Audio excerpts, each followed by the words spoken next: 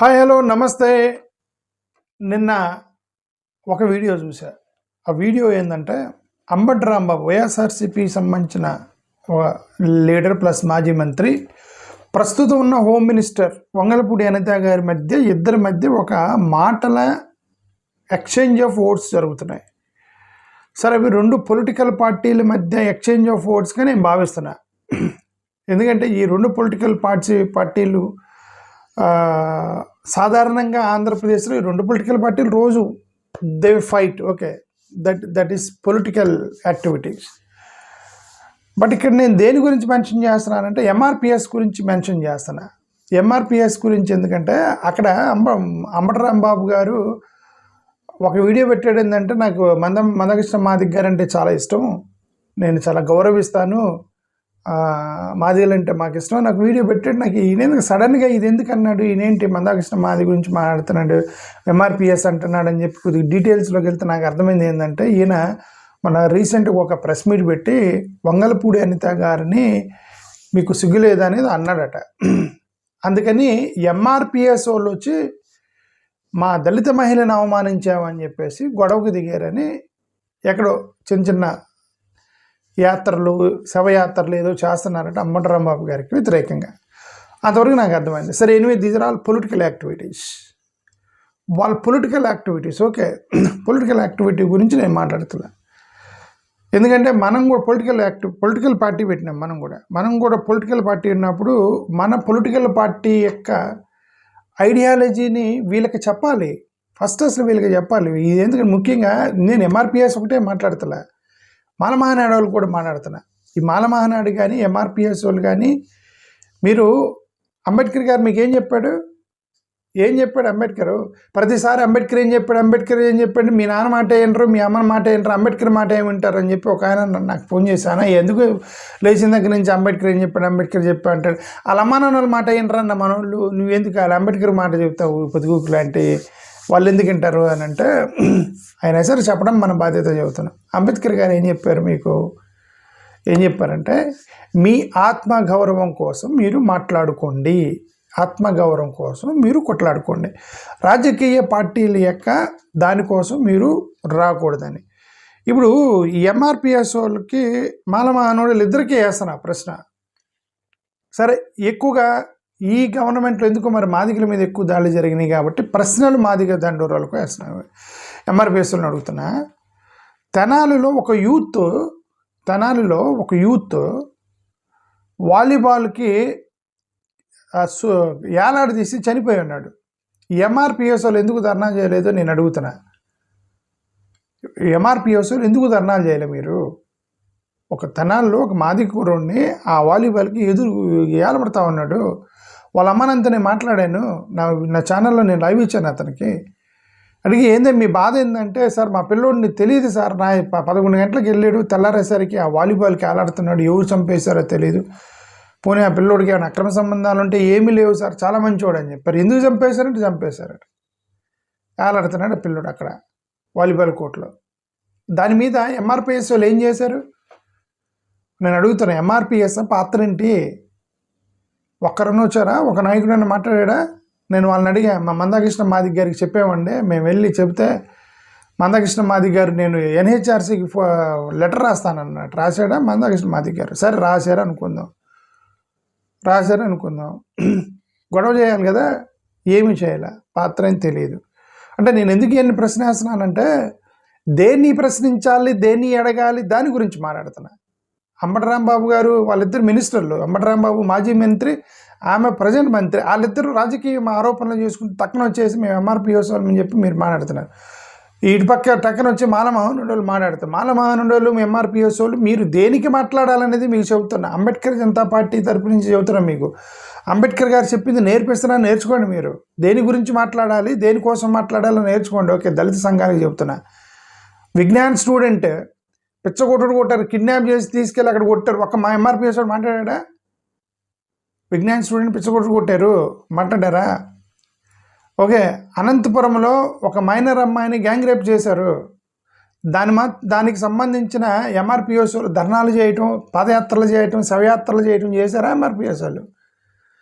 Okay, Pithapuram రీసెంట్గా పిఠాపురంలో కుర్రోడిని చంపేశారు కదా, మా చెల్లెల్ని ఏడిపించుద్దురానందుకు చంపేశారు కదా పిల్లోడిని. పిఠాపురంలో కుర్రోడిని చంపేసి ఆ కాలంలో పడేశారు కదా. ఓకే, ఎందుకు చనిపోయాడు? ఇంటర్ క్యాస్ట్ మ్యారేజ్ చేసుకున్నారని ఒక పిల్లోడిని చంపేశారు కదా.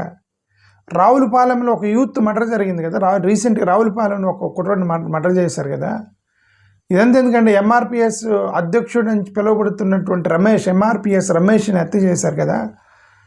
వీటన్నిటి మీద ఎంఆర్పిఎస్ వాళ్ళ యొక్క శవయాత్రలు, పాదయాత్రలు, ధర్నాలు, దండోరా యాత్రలు ఎన్నెందుకు చేయలేదని నాకు ఒక పెద్ద క్వశ్చన్ వచ్చింది. నాకు అర్థమైందా?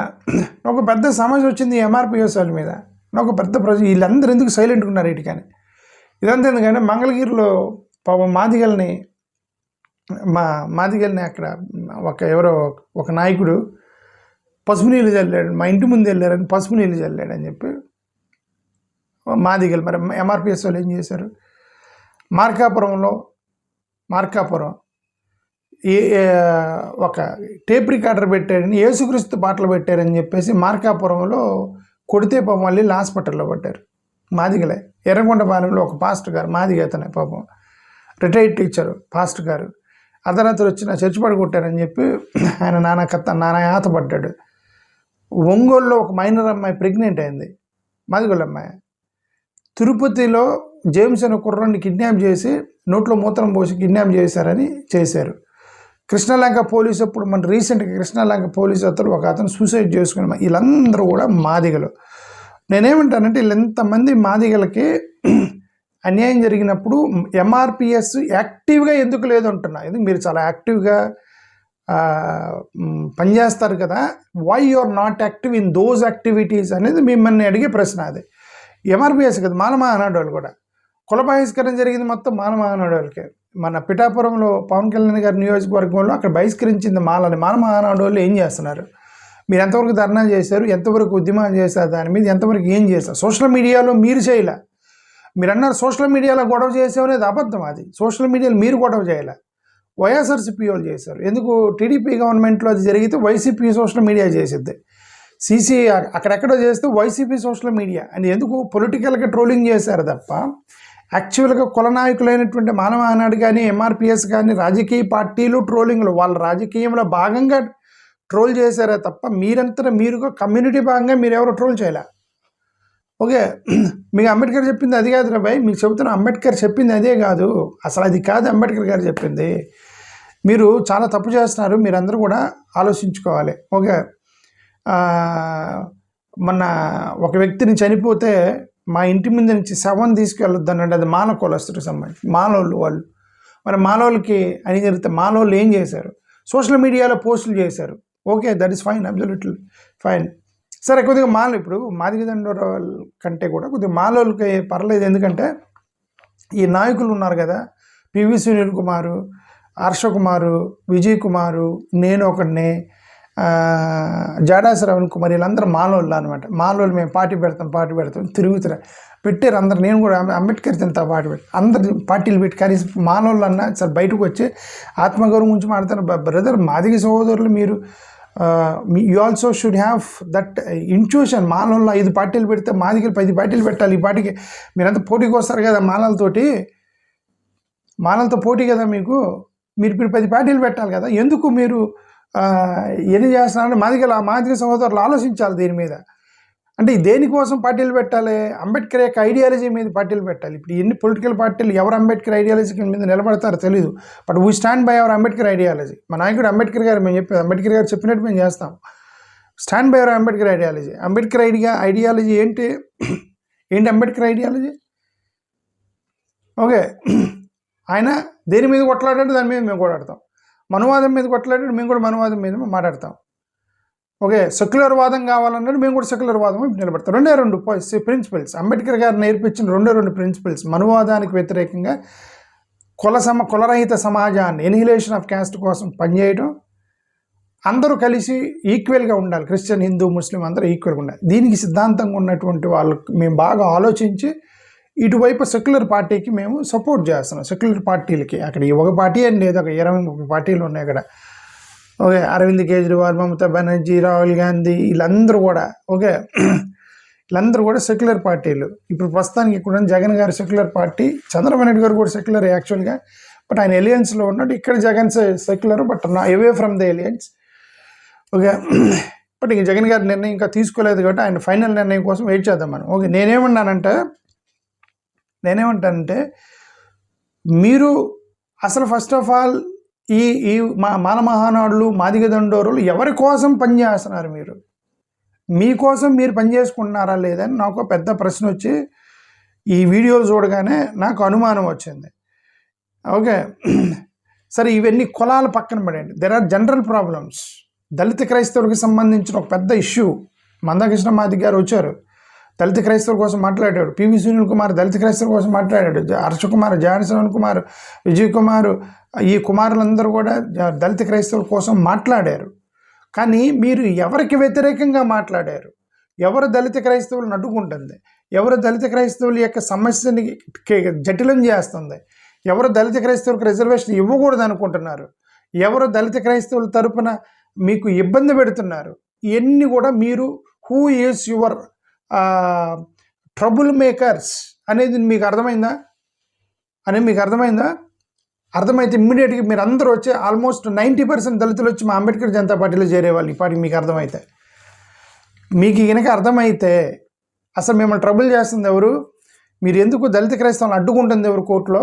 ఎన్ని అర్థమైతే ఈ పార్టీకి మీరు వచ్చి అంబేద్కర్ జనతా పార్టీలో చేరేవాళ్ళు. మీరంతా ఎవరికి అర్థం కాలేదు కాబట్టి మీరందరూ సైలెంట్గా ఉండి అల్టిమేట్గా మీరు అందరు కలిసి ఏం చేస్తారంటే ఎన్నికల టయానికి అందరు కలిసి your vote will go to Narendra Modi గారు. అక్కడ నరేంద్ర మోడీ గారు ఉత్తరాలు రాస్తున్నారు, కోర్టులు వేస్తున్నారు. ఏమంటే దళిత క్రైస్తవులకి రిజర్వేషన్స్ అనేవి మేము వ్యతిరేకం, మతరహిత రిజర్వేషన్స్ ఇవ్వము, కులాల మీదే రిజర్వేషన్స్ ఉండాలి అని చెప్పి మతం పేరుతో కుల రిజర్వేషన్ తీసేశారు. ఆ అన్యాయాన్ని వాళ్ళు డిఫరెంట్గా చెప్తారు, మీకు డిఫరెంట్గా చెప్తే మీరు నమ్ముతారు, నమ్మేసి మళ్ళీ మోడీ గారికి ఓట్లు వేస్తున్నారు. మీరందరూ కలిసి అదే చేస్తారు. సో కాబట్టి మీరు దళిత క్రైస్తవులకి నిజంగా నిజాయితీగా దళిత క్రైస్తవులు కావాలంటే మీరు వచ్చి ఈ పార్టీకి అంబేద్కర్ జనతా పార్టీలు చేరుండేవాళ్ళు మీరంతా. ఓకే, మీ చర్చల మీద దాడి చేస్తుంది ఎవరు? వైసీపీ వాళ్ళు చేస్తారా? టీడీపీ వాళ్ళు చేస్తారా? ఓకే, ఎవరు చేస్తారు మీ చర్చల మీద దాడి? సెక్యులర్ వాదులు చేస్తారా? ఎవరు చేస్తున్నారు మీ చర్చల మీద దాడి? ఎవరు చేస్తారు? మరి వాళ్ళకి అపోనెంట్గా మీరు ఒక రాజకీయ పార్టీ పెట్టాలి కదా. మేము పెట్టాము అపోనెంట్గా రాజకీయ పార్టీ. మా అపోనెంట్ ఈజ్ వెరీ క్లియర్. మీకు క్లియర్ చెప్పి మా అపోనెంట్ ఈజ్ వెరీ క్లియర్. ఆ అపోనెంట్కి మేము రాజకీయ పార్టీ పెట్టాం. మరి మీరు అందరూ వచ్చి మా పార్టీలో చేరాలి కదా మీరు. ఓకే, అంటే ఈ మాదిగ సహోదరులు ఎవరైతే వంగలపూడి అనిత గారికి సపోర్ట్ చేయండి, ఎందుకంటే షీఈ్ చాలా కష్టపడి హోమ్ మినిస్టర్ అయింది. We will appreciate her even though she is not in the Ambedkar line. మా Vangalapudi Anitha she is not in the Ambedkar line. సరే, ఏదో వీళ్ళందరూ కూడా ఏంటంటే అందరూ అంబేద్కర్ లైన్లో ఉండాలంటే ఉండరు. ఏదో కొంతమంది ఏదో వాళ్ళ రాజకీయాలు ఎలాగైనా పైకి రావాలని వారి పర్సనల్ ఎజెండాలు ఉన్నప్పుడు మనం ఏం చేయాలి? కుల ఎజెండాలు వేరు, పర్సనల్ ఎజెండాలు వేరు. సరే, కరెంటు పోయింది, తొందరగా ముగిస్తున్నాయి ఇది. ఓకే, సో అది అక్కడ కరెంటు పోయింది, ఇక్కడ కూర్చొని మాట్లాడుతున్నా. నేను సోదరులారా, నేను చెప్పేది ఏంటంటే రిజర్వేషన్స్ మీద ఎప్పుడన్నా ఎంఆర్పిఎస్ వాళ్ళు గొడవ చేశారా? మానమహానాడులు గొడవ చేశారు. రిజర్వేషన్స్ ఏం సార్ తీసేస్తున్నారు మొత్తం అని. పోనీ ప్రభుత్వ ఉద్యోగాలు మొత్తం మాకు ఏమైంది సార్, మా ప్రభుత్వ ఉద్యోగాలని కనబడతలేదు, పోతున్నాయని ఏ రోజన్నా ధర్నా చేశారా? ఎస్సీ ఎస్టీ యాక్ట్ సరిగ్గా మీరు పెట్టండి సార్, ఏ రోజన్నా ధర్నాలు చేశారా? ఓకే, దళిత క్రైస్తవులకు సంబంధించిన రిజర్వేషన్స్ కోసం ధర్నాలు చేశారా? సార్ మాకు లోన్లు రావాలి కదా, ఆటోలు లోన్లు ఇవన్నీ ఇస్తారు కదా అని ధర్నాలు చేశారా? ఏమన్నా విదేశీ విద్య మాకు రావాలి కదా దానికోసం చేశారు? ఎస్సీ ఎస్టీ ఫండ్ సరిగా మీరు కలుపుతున్నారా లేదా అని మీరు ధర్నాలు చేశారా? సరే, పోనీ ఎస్సీలకి మీరు కొద్దిగా చదువుకునేటువంటి పిల్లలకి స్కాలర్షిప్ ఇస్తారు కదా, దానికి ఏమన్నా మీరు చేస్తారా? ఏమంటారు పీజీ కోర్సులకు సంబంధించి ఎందుకు మీరు రిజర్వేషన్స్ తీసేసా ఫీజు రీంబర్స్మెంట్ తీసేస్తారు పీజీ కోర్సులు, కానీ మీరు ధర్నాలు చేశారా? ఓకే, మా పిల్లలకి ఇండస్ట్రీలు పెట్టుకోవడానికి, షాపులు పెట్టుకోవడానికి, కుటుంబస్తులు పెట్టుకోవడానికి మాకు డబ్బులు ఇస్తారు కదండి, అప్పుడప్పుడు ఇవ్వలేదని దాన్ని ఎప్పుడైనా ధర్నాలు చేశారా? ఇవన్నీ వదిలేసి మీరు దేనికి ధర్నాలు చేస్తున్నారు సోదరులారా? ఓకే, అది అల్టిమేట్గా నేను చెప్పదలుచుకుంది ఏంటంటే మీరు చేసినా చెప్పండి, మేము చేస్తాము. ఎన్నికల టయానికి చేస్తాం. ఎన్నికలకి మీరు ఎవడు మాట అనిపోతే మేము కూడా వెళ్ళి ఏదో ఒక పార్టీలో చేస్తాం. ఆ తర్వాత మీరు మమ్మల్ని తిట్టకూడదు. ఓకే, థ్యాంక్ యూ, నమస్కారం.